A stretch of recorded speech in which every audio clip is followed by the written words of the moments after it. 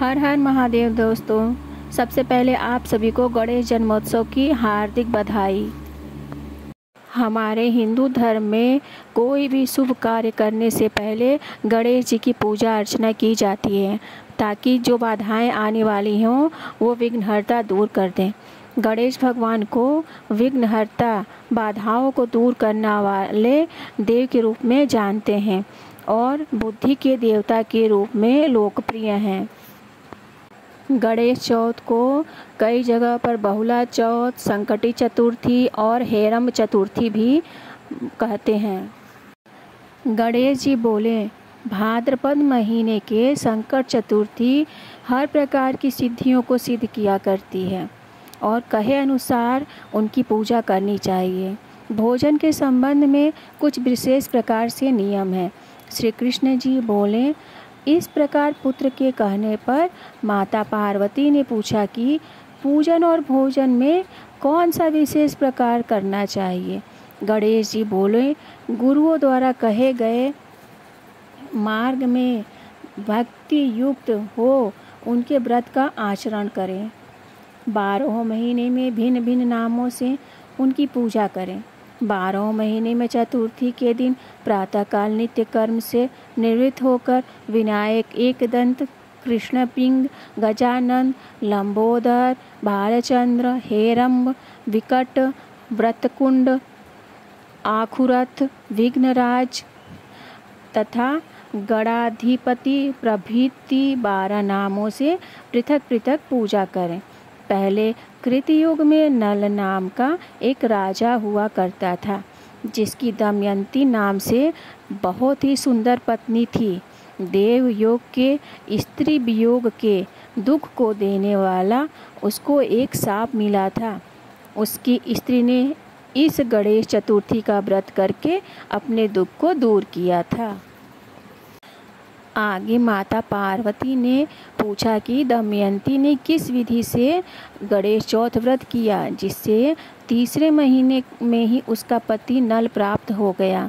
श्री कृष्ण जी बोले, हे युधिष्ठिर, इस प्रकार पार्वती द्वारा पूछे जाने पर गणनायक ने जो कहा उसे सुनो। गणेश जी बोले, हे माता, नल राजा की विपत्ति क्रम से बढ़ने लगी। हाथी खाने से हाथी, घुड़साल से घोड़े चोरी हो गए, चोरों ने खजाना लूट लिया, दुष्टों ने महल में आग लगा दी, राज्यकार्य चौपट करने वाले मंत्री भी राजा को छोड़कर भाग गए, राजा भी जुए में अपना सब कुछ राजपाट गंवाकर अंत में दमयंती के साथ जंगल चले गए। वहाँ भी विपत्ति ने उनका साथ नहीं छोड़ा। दुर्दैव के कारण दमयंती से उसका विछोह हो गया। किसी नगर में राजा ने नौकरी कर ली और किसी नगर में रानी ने, और अनेक प्रकार की व्याधि से, दुख से पीड़ित हुआ अपने अपने कर्मों के फल को भोगते हुए पृथक पृथक भिक्षा मांगकर दिन बिताने लगे।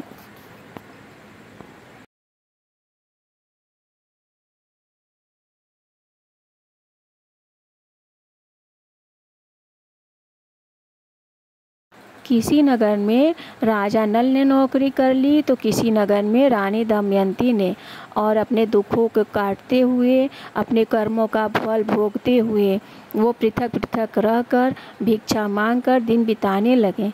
एक समय दमयंती महामुनि सरभंग के चरणों में मस्तक नवाकर बोली और कहा कि हे भगवान, मेरे पति, पुत्र और विपुल राज्य तथा पहले के हाथी घोड़े सारे ऐश्वर्य कैसे पुनः प्राप्त होंगे। इस प्रकार दमयंती का वचन सुनकर सरभंग ऋषि बोले, हे दमयंती, बड़े से बड़े संकट को दूर करने वाला और समस्त कामनाओं को पूर्ण करने वाला व्रत कहता हूँ, सुनो। भाद्रपद कृष्ण चतुर्थी संकट चतुर्थी भी कही जाती है। उस दिन पुरुष स्त्रियों को पहले से कहे प्रकार से एक दंत गजानन का पूजन करना चाहिए। उस व्रत के करने से ही तुम्हारे सारे ऐश्वर्य तुमको प्राप्त होंगे और तुम्हारी मनोकामना पूर्ण होगी।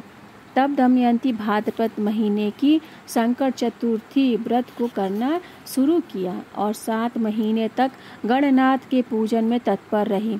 7 महीने के बाद ही उसने पति, राज्य और पुत्र पहले की तरह समस्त ऐश्वर्य प्राप्त हुआ।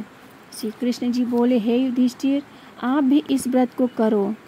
इस व्रत को करने से आपका नष्ट राज्य पुनः आपको प्राप्त होगा और समस्त शत्रुओं का नाश होगा।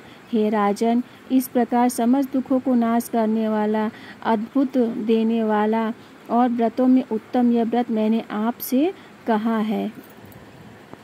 जैसे गणेश भगवान ने नल राजा और रानी दमयंती के दुख को हरा, वैसे ही गणेश भगवान हम सबके संकट को हरें और विघ्नहर्ता सबके जीवन में खुशियाँ लाएं।